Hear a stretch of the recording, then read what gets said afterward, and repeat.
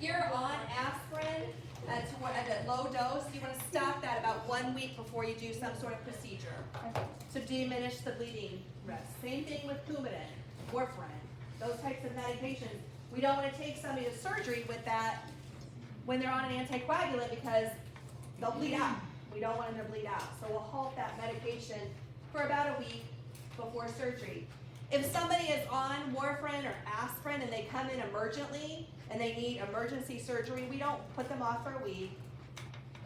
We go ahead and do the surgery because there's medications that we can give or blood products that we can give to help offset that bleeding risk. But if we have the opportunity to hold it for a little bit of time, we will, to minimize their risk.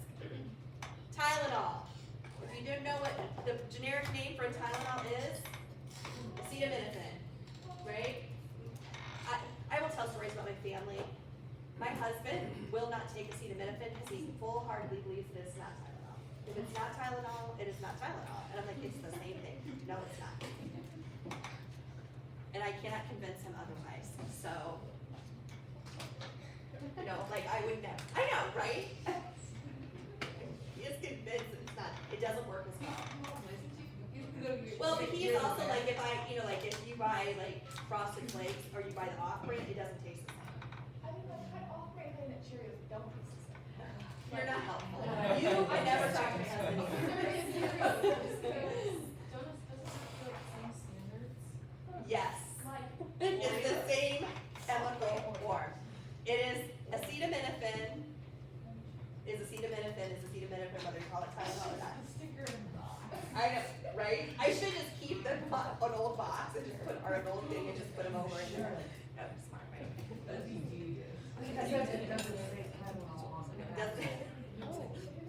Anywho, that was an awful.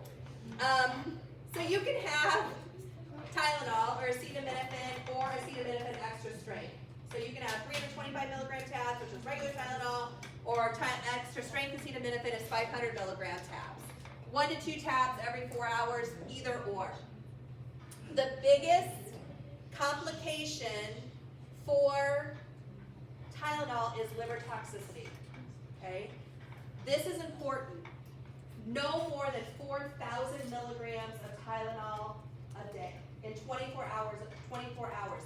So don't get caught up in like a day being like Monday, Tuesday, Wednesday. Think of it as a 24-hour period of time. Because if you give somebody Tylenol at 4 p.m., you have to stay under that 4,000 milligrams till 4 p.m. the next day. All right? Here's why I'm kind of like hounding you on this, because we're going to get into opioid medications here soon. And there's classes of opioid medications that are a narcotic Tylenol combo. Hydrocodone. So like Norco, Vicodin, Lortab, those types of medications have Tylenol in them, and a significant amount of Tylenol. So if I'm giving somebody 2 Vicodin, I'm giving them 1,000 milligrams of Tylenol when I do that. Okay? So that if I supplement with Tylenol extra strength in between, I'm going to hit that 4,000 milligram threshold really, really quickly. And I can cause liver damage very, very quickly. So we got to watch that. There will be some question on the test about that, where you're going to have the patient takes Vicodin every 4 hours at these times, and you supplement, are you under, you have to calculate that amount of Tylenol. Okay? Alcohol increases the risk of liver damage. Alcohol is terrible for your liver. Not only does it cause bleeding, and alcoholism thins the blood because of your liver, the effects that it has on your liver. Your liver is the biggest organ that produces clotting factors. So if you have liver problems, patients can't have clotting disorders. They have problems, they have bleeding. And so because alcohol affects the liver, it can impact bleeding and thins the blood. It also slows the metabolism of warfarin. So if you give Tylenol with your patient that's on Coumadin, you're actually going to increase their bleeding time. And it's contraindicated in anybody that has liver. If they have cirrhosis, hepatitis, anything like that, you do not want them to take Tylenol because they can't metabolize it. And so then it's going to even cause further liver damage. Yes. They also have like Tylenol, like the rapid release, is that just still extra strength and just go? It can, goes the with your same body? dose, yeah, the rapid dissolve, rapid release. Again, if you have anything that's like that, don't chew it. You just want it to dissolve under the tongue. They also now have a medication that's a combination ibuprofen and acetaminophen together because they work two different ways on your body. They work that pathway, they hit different ways. So they actually work good. Some people like, oh, Tylenol works great for me, and other people like, Tylenol doesn't do anything for me, Motrin works good for me. But actually, you take them together, they potentiate each other, they make each other work a little bit better. Opioid agonists, big class of medications. You will give these, lots of these in practice. And there's rules of thumb that when we give these medications. So, morphine, you can give it PO, sub-Q, IM, IV, epidural, intrathecal. Lots of different routes. There's actually liquid forms of morphine that we can give, which is called Roxanol. We give it for hospice patients because they don't have to swallow pills. We can just put it in their mouth and it dissolves in that buccal membrane, that mucous membrane in your mouth. Fentanyl, IVIM, transmucosal, again, transdermal. Fentanyl patches are a big thing in practice. We give their sustained release. They usually can stay on for about 72 hours, sometimes a little bit longer depending on the dose. Here's what I want to say about fentanyl patches. So listen to me when I say this. If you give somebody a transdermal patch, it's meant to release over 72 hours or however long that the patient has it on. So they get a low dose that's absorbing in their skin over that period of time. So you guys talked about patches, right? Make sure you don't put it over a cut because it can absorb into the bloodstream quicker than what it should, right? So there's certain, take one off before you put the other one off. Make sure you clean the area. All those things that you guys learned about fentanyl patches. I want to caution you to this. People will do crazy things with transdermal patches, all right? They will chew them, and that's, your mucous membranes are highly vascular. So anything from your mouth to your butt is very, very vascular and will absorb that medication really, really quickly. So not only will they chew them, they will insert them. They will insert them in their rectum and they will insert them in their vagina. And so then they get 72 hours worth of medication in about an hour's worth of time. And it can be deadly. So, I've seen it. I've seen people come into the emergency room with fentanyl patches shoved in places they shouldn't be. And people are reluctant to tell you that. So if you have somebody that comes in and they're having all kinds of pressure problems and that, ask, do you have something on you or in you that shouldn't be? You don't have to say, did you shove a fentanyl patch? No. But you can say that. I heard you, did you shove them?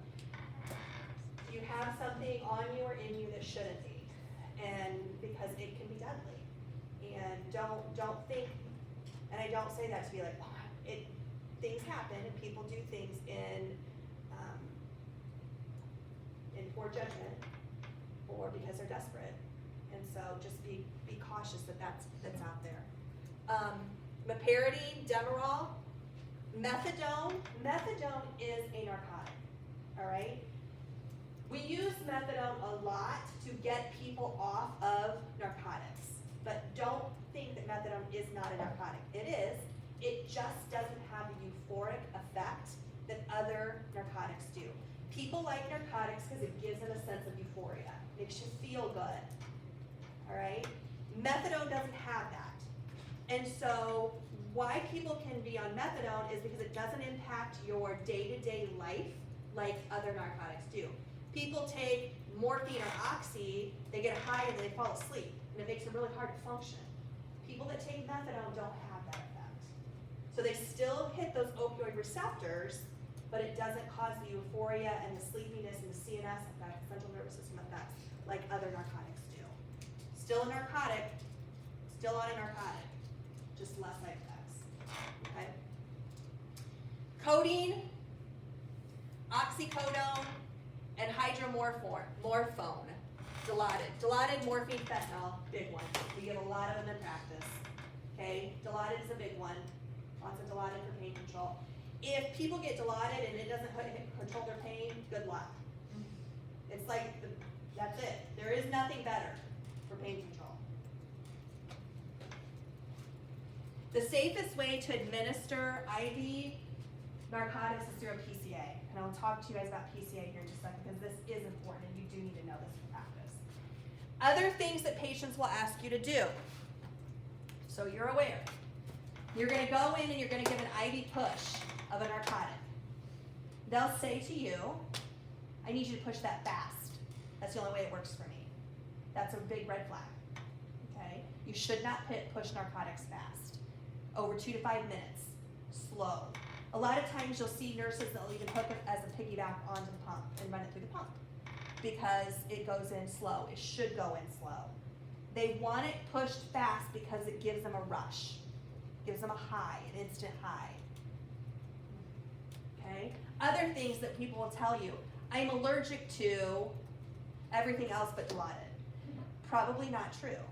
Okay? They're probably not allergic to Benadryl. Benadryl is what we give in anaphylaxis. Okay? People aren't allergic to that.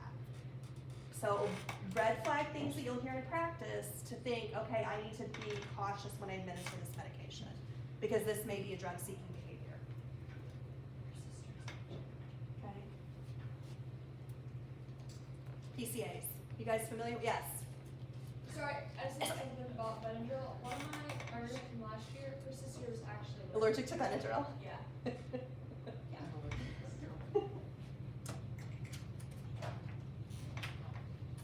Very unlikely. Very few people, sorry, not very unlikely. Very few people are allergic to Benadryl or Tylenol. I'm gonna give you this. It's a PCA order set. So I wanna talk through some of these medications with you and what a PCA is. Does anybody know what PCA stands for? Patient controlled, I don't know why I struck with that word.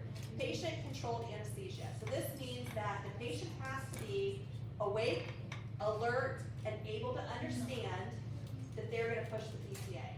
It doesn't mean I have my confused patient or my comatose patient and I walk in as a nurse and I think they're in pain, I can push it.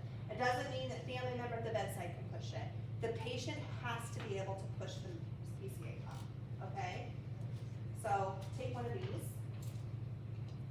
So I wanna talk through some of the settings on a PCA. And this will definitely be testable information, you guys, so keep this, because there's a whole bunch of information on this piece of paper that will help you when you go forward studying. The reason why I'm gonna hit this so hard, it is a patient safety issue, okay? Patient safety will always trump knowledge about medication. You've gotta keep your patient safe. This is one thing that you've gotta be able to know in order to keep your patient safe. So this is the PCA that Lutheran uses. This is the PCA that Parkview uses. You'll see both of them when you're in practice. As a student nurse, you cannot regulate the PCA. You can't change the settings. You cannot do anything. 2 RNs. Not an RN and an LPN, not an RN and a CNA. 2 RNs have to validate the settings on a PCA because narcotic overdose can kill somebody. So 2 RNs have to validate the settings on a PCA. The first thing that says DC all previous opioid pain medications, including removal of fentanyl patches, that's a patient safety thing. You know, I don't want to put my patient on a PCA and still be giving them Dilaudid IV push on top of it. This should be their pain control. I may see some NSAIDs, I may see Toradol, I may see some other stuff, but this should be the opioid that they're getting. Only.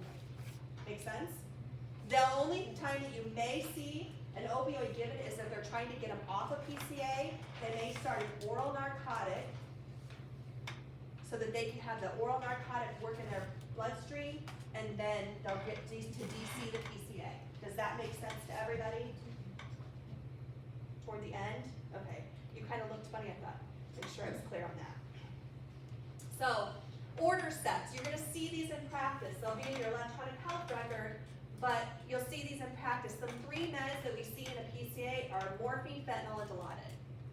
You can have Demerol in the PCA. We do not see that very commonly in practice. It's morphine, Dilaudid, and fentanyl. And the dosages are different. Morphine and Dilaudid are given in milligrams. This is important. Morphine and Dilaudid are given in milligrams. Fentanyl is micrograms. So if you give fentanyl in milligrams, you will kill your patient. There's a big difference between 10 micrograms and 10 milligrams, right? Do that conversion. That's a big dose, right? Okay. Morphine is typically 10 to 15 milligrams, was what we see. No, sorry, no, back up. 1 to 2 milligrams, not 10 to 15. 1 to 2 milligrams. We see morphine 1 to 2 milligrams. Dilaudid is 0.1 or 0.2. So a much smaller dose. Fentanyl is 10 to 15 micrograms.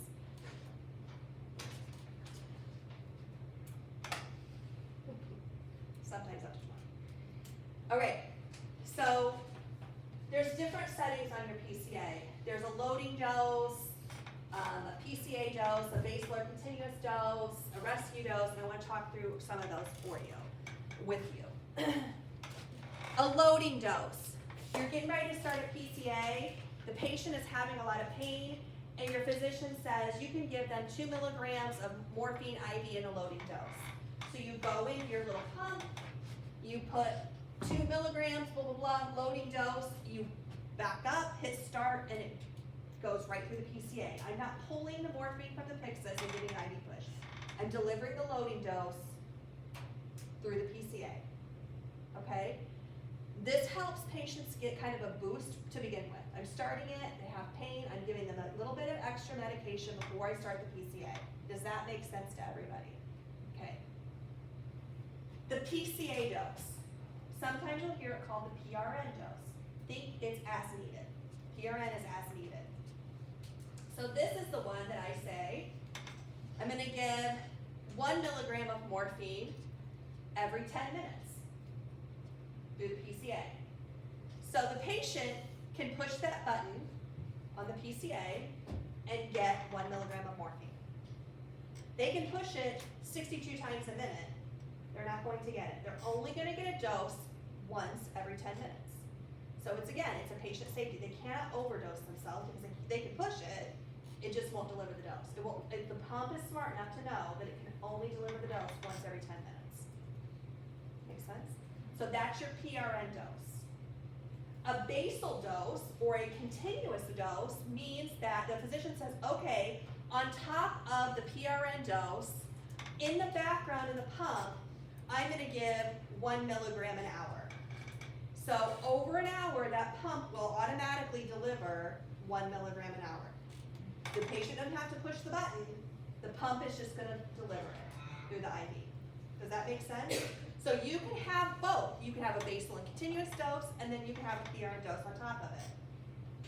So they can get 1 milligram an hour all the time, and then they can get 1 milligram every 10 to 15 minutes as they need it, okay? The other thing that you will see is what's called a lockout dose. So because I can get 1 milligram every 10 minutes, meaning I can get 6 milligrams, right? Because there's 6 tens and then 60 minutes. So the patient can get 6 milligrams PRN dose and then 1 milligram in the background. That's 7 milligrams an hour, okay? So the physician may on top of that put a lockout dose of 20 milligrams or 30 milligrams in 4 hours, meaning that's the patient can only get that much in 4 hours. So if in 3 hours they've used all of it, that last hour they're not gonna get any of it. Does that make sense? Again, it's a patient safety thing so that the patient can't overdose themselves on narcotic. So different settings that are on there.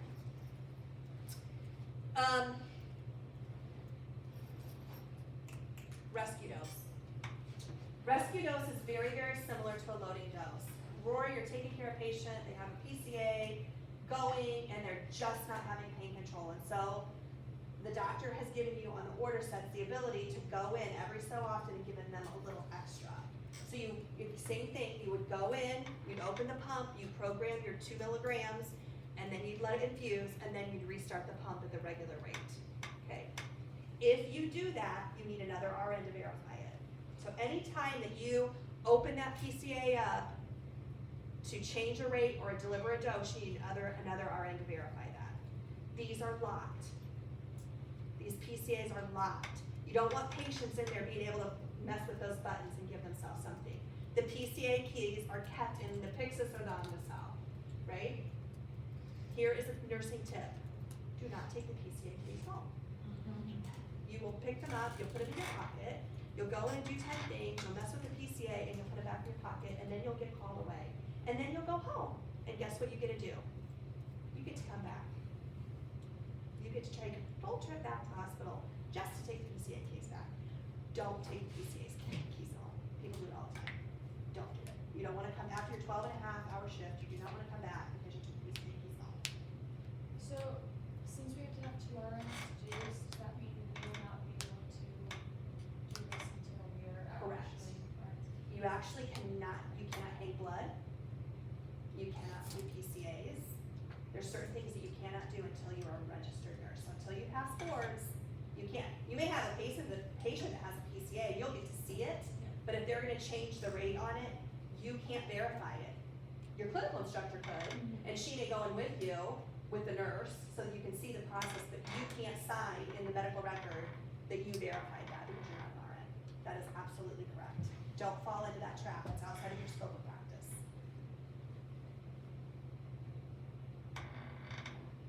When I say outside of your scope of practice, does that make sense to everybody? That's a big deal, huh? Above your pay grade.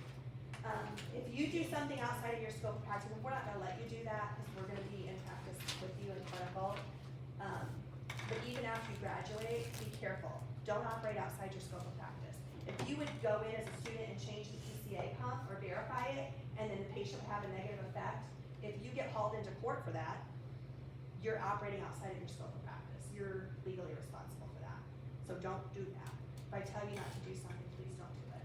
There's a reason why. I'm not just being mean. Sometimes I'm just being mean, but in this case, I'm not being mean. Okay, the last thing that's on here. So you'll see all of this stuff that I just talked about up here. What meds, what the normal rates are, the PRN, PCA dose, the loading dose, the basal continuous dose, all of that's right here, okay? At the bottom, there are certain things that we know as healthcare providers that when I put somebody on a narcotic, these are the side effects that they're gonna have. Constipation, huge. People that are on narcotic medications, constipation is a big one, right? Nobody wants to call the physician at 2 o'clock in the morning to tell them that your patient can't poop. They are gonna not like you, and you are not gonna wanna do it. So they're gonna give you a standing order that allows you to give your patient something to help them poop, so that you don't have to call them in the middle of the night. That is not an emergency, right? The patient may feel like it, but it is not. So now you have the ability to do that. You use a Docusate or Docusate sodium, which is a stool softener. Sometimes they'll even go with Biscodal, which is a little bit of a stimulant, a Dulcolax suppository that you could give your patient at 2 o'clock or 3 o'clock in the morning when they absolutely have to poop. And that's the time, 2 or 3 o'clock in the morning, that is when they have to poop, just so you know. It's not 3 o'clock in the afternoon, it is 2 o'clock in the morning. Another thing that is a big side effect of narcotics is nausea and vomiting. And so you may see orders for things like Phenergan, Zofran, medications that will help prevent nausea and vomiting. I love that you're highlighting what I say. Warms my heart a little bit. Itching. Itching is a side effect of narcotics. Demerol, meperidine is a big one for itching, okay? So Benadryl, we may see orders for Benadryl on order set, so that you, again, at 2 o'clock in the morning, don't have to call and say, my patient is itching. You have the ability to just institute that order. Okay, so that's all over here on the left-hand side of this page. Your right-hand side, my left-hand side. The big one for narcotics is respiratory depression. This is a big deal, okay? This is the big one. So if you have a normal respiratory, what's normal respiratory rate? 12 to 20, okay. If somebody's sleeping, it might be 10 when they're sleeping. If it's less than 10, I need to start to worry, all right? If I go in and my patient is on a narcotic PCA and they are only breathing 8 breaths per minute, I need to worry, okay? Doesn't mean I go in and slam them with naloxone, which is Narcan, which is what's gonna be over here, all right? That's Narcan, that's the reversal agent. But I need to wake them up, I need to make sure that they're able to breathe, get them up, maybe get them moving around a little bit to help clear that. If that does not work, and they keep falling back to sleep and breathing 8, then I need to consider giving naloxone. Okay, know this. Couple of things about Narcan, which is naloxone. If I give it, it reverses any pain control that the patient has. So be prepared. That patient's gonna come up swinging because they're gonna hurt. You just reverse everything that they have on board. Second thing you need to know about naloxone, it has a short half-life. So don't think that I can give it one time and be good. Make sure you're staying with their patient because they may need a second dose of it. Once that Narcan or that naloxone wears off, the opioid's still in their system, it's gonna take over again, okay? So understand that it's not a one and done. I need to still keep very close eye on my patient, okay? So those are common things that you will see with on PCA order sets. So 2 RNs, make sure that you always take off any patches or anything like that. Know what the settings are. Know the common meds that you would give for them. It may say something like, if I have my patient on PCA, which medications would you see with them? Select all that apply. And it will be the list of medications that's on that sheet. Okay? In the verbiage that's on that sheet. It may or may not say that in your test. Okay. Don't take your PCA. That's not on the test. That's just a thing. That's just a nursing tip because everybody's done it once. And you get about halfway home, you're like, crap. You need to turn around. It's locked for a reason. Some patients can't get in there. When you give a narcotic, this is another thing you guys absolutely need to know. When you pull a narcotic from the Pyxis or the Omnicell, which is Luther's Omnicell Heart-Piece Pyxis, if I say that terminology, you guys know what I'm talking about, right? The medication administration station. I tend to call it Pyxis because that's what I'm familiar with, but I try and use Omnicell so I don't think it out either. You have to do narcotic counts. So you will open up that Pyxis and it's gonna ask you how many vials are in that drawer, how many tablets are in that drawer, and you count them and you put the number in, right? And so then Brooke gives a narcotic and the count is 22. So you pull one and then it should be 21, right? So you come in 4 hours later and you give it and the count's only 20. Who do you think they're gonna question? Yes. Did you take more than the amount from the Pyxis? Did you take one for the patient and one for you? Right. It's not Rory, but if Rory finds it, she needs to let somebody know it ASAP. Because if you just keep pulling from it, knowing that the count's off, you're liable for that too. All right? So you've got to do that. You've got to do narcotic counts. You guys will get to do that when you go to clinical because you'll give narcotics. There was one night, one of the nurses in the wing were doing the narc counts, and there was a rapid on the nurse's patient at the same time, and so she left and went out and did it, and anyway, they ended up being one short. They weren't really one short, but in their count they were. Yeah. And the lead and the nurse had to go and be interviewed by the board. Nursing is one of the highest professions in narcotic abuse. We have access to the candy store. And so people will do all kinds of crazy things. I worked with a nurse who was, the things you put in the cartridgettes, the vials that you put in the cartridgettes and fundamentals, she would pull the narcotic out and put saline back in. People that want narcotics will find a way to get them. I've seen people dig in sharps containers to get them out, so that leads me to my next point. If you're going to waste a medication, so Sydney goes in and pulls a 4 milligram morphine vial and you're only gonna give 2, before you administer that medication, you waste 2 milligrams. And you have to have another RN verify that with you, okay? So you don't take the 4 in, give the 2, then come out and waste. Or you don't say, hey Danielle, I wasted 2, will you go on the computer and sign that for me? You have to watch the person waste it. And I tell you guys that because you'll trust the people that you work with. You want to trust the people that you work with, but you can't. You've got to do it the right way. Don't get caught with something like that because you trusted somebody that you shouldn't have. So make sure that you see somebody waste that medication. I've been in practice for a long time, and I've seen a lot of things. We used to have rolling carts instead of bedside charting, wasn't in the room, it was on a rolling cart. And I was the house supervisor, and I watched a nurse. The doors to hospital rooms are quite big. And she took the rolling cart and missed the door completely and ran into the wall. And she got pulled from the floor and got drug tested, and lo and behold, she tested positive for narcotics that she was not prescribed. So it's a big deal. Somebody raise their hand, not me. So did you, as a nurse who's watching the other person remove it, that would you be liable for? If you see suspicious behavior, it's your legal responsibility to report it. Yes. Because here's the clincher, is the nurse that we pull on the floor after the fact. Several nurses like, oh yeah, we all suspected it, but nobody had come forward and said it. And so that means that you allowed an impaired nurse to get the patients. So you're liable. And it's uncomfortable, you guys. Nobody wants to do that. Nobody wants to report that. You will. I mean, it's not comfortable, but you've got to.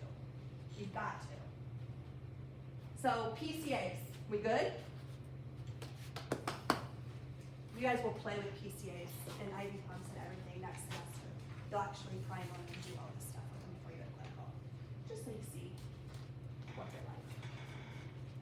This is just the stuff that we talked about, the order sets. Maintain IV fluids, maintenance IV fluids. If you start a PCI in your patient, there has to be a main line of IV fluids going. It can be going at 30 milliliters an hour, but it has to be going. You can't just give morphine without a main line, because if I push that button, then it just sits in the IV line, it doesn't get to my patient. So I have to have something that's gonna push it through. Does that make sense to everybody? And then don't take your keys home.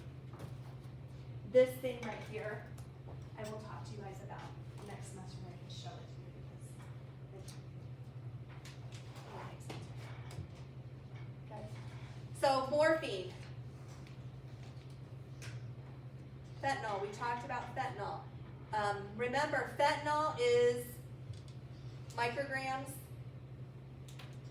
meperidine is milligrams, morphine is milligrams, methadone is milligrams, codeine is milligram, oxycodone is milligram, hydromorphone is milligram, fentanyl is micrograms. Okay, it's the only one that's not milligrams.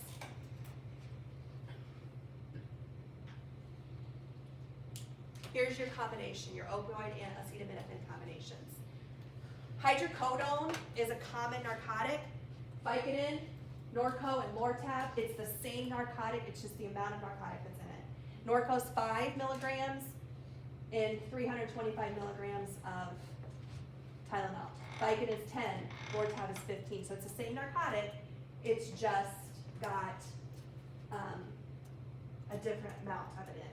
Oxycodone and acetaminophen, Percocets, Endosets, same kind of concept. And then codeine and acetaminophen is Tylenol number 3. So it's not just acetaminophen, you get a little bit of codeine in there with it. Okay?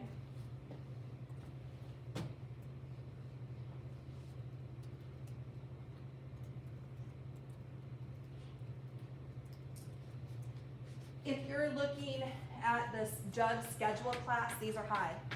Okay, these are gonna be, they're not the top, but there's this one right underneath it, because there's a huge link of dependents. You know, we schedule 1, 2, 3, 4, 5. Okay, they're not schedule 1s, but they're schedule 2s.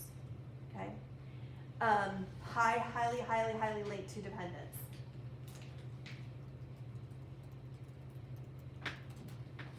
It can relieve pain. It's a sedative, so it's going to cause them to get sleepy.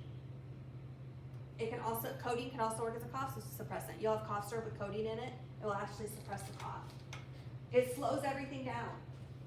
So it slows bowel motility down. This is why it causes constipation. All right. These should be used in caution with alcohol. Okay. Anything else is going to be a CNS, a central nervous system suppressant, you need to be careful about. Alcohol is going to suppress the central nervous system. And so it will increase the effect of the narcotic. Do you guys know, what are some other big central nervous, you guys probably don't know that yet, do you? What? Benzos, yes. Benzodiazepines are another big CNS suppressant. Here's the thing, these are your Ativan, your Xanax, your Prozac is an SSRI. Benzos are Ativan, Xanax, Valium, Versed, those ones that are going to cause a decrease in CNS system, suppress CNS system. We sometimes will use those medications as adjunctive medication for opioids under provider supervision. Does that make sense? I may give my patient Ativan and a narcotic together under the supervision of a physician. But what I don't want to have them do is do that on their own. I need it to be under the supervision of a healthcare provider, because we got to be really careful, because we know the narcotics are going to depress that CNS system, which is going to lead to respiratory depression. If I add Ativan or something on top of it, I can cause that to happen faster. So when people overdose, a lot of times you'll see them, they've taken more than one thing. They may have taken a narcotic, and it's very common for people come in, I took a bunch of Vicodin and Ativan, and they've really hit themselves two different ways. So always needs to be under the supervision of a healthcare provider. I have a question. Yeah. My mother-in-law was under the supervision of a physician with charted known dependency on narcotics Yeah. and benzos, and he still continued to write them. If that's something, like say I'm a nurse, I don't wanna do adults, but if I'm a nurse on an adult floor and I'm seeing that stuff, is it kosher for me to question it? Why are you doing it when it's charted that there's a known dependency on it? So,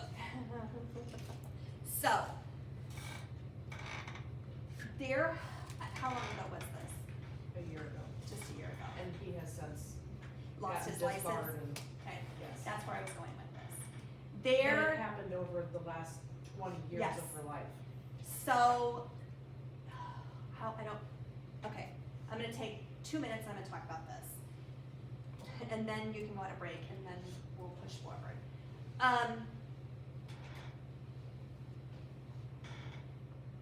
We have gotten a lot better in practice about prescribing narcotics. We don't prescribe them as often, and when I say we, I'm talking about healthcare providers. Like, you're not gonna write a prescription for a narcotic, right? Sorry. And there's also rules now, that if you write a prescription for a narcotic, there has to be an end date on it. They can't give them, 90 tablets of codeine and then refill it once or twice a month for 12. They can't do that anymore. They are supposed to be writing it, and then in order to get it refilled, they're supposed to have to see a physician again, or a nurse practitioner. There's also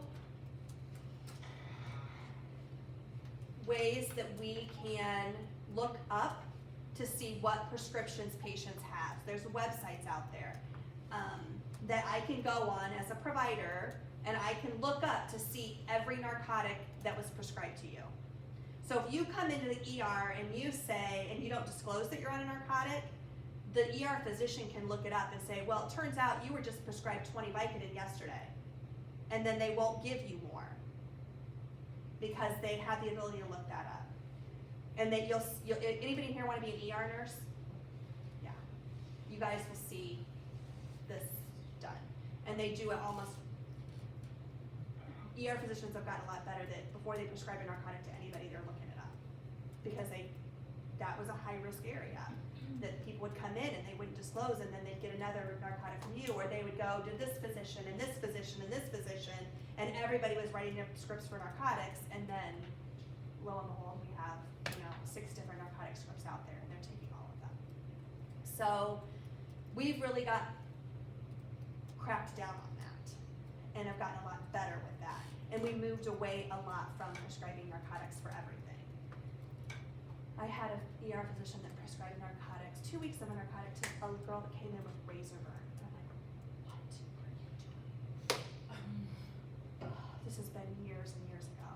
But if you see something like that, it is your obligation to draw somebody's attention to that. So if you see something like that, I don't know that I would confront the patient or even the physician, but I would send that information up the chain. I would get my lead, my charge, my unit manager, whomever involved, case management, whomever you need to. It's not your job to confront, it's just your job to pass that information along to somebody who can. Because if you would confront the physician or the patient at the bedside, that's not going to go in your favor, okay? And you don't need that, that's above your pay grade, right? You don't need to do that. So just escalate it to the appropriate person. Yep. All right, take a break. I feel like today's really going slow.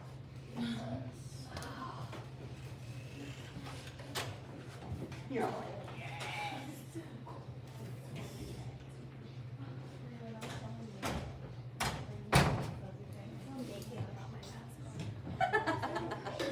I feel good not having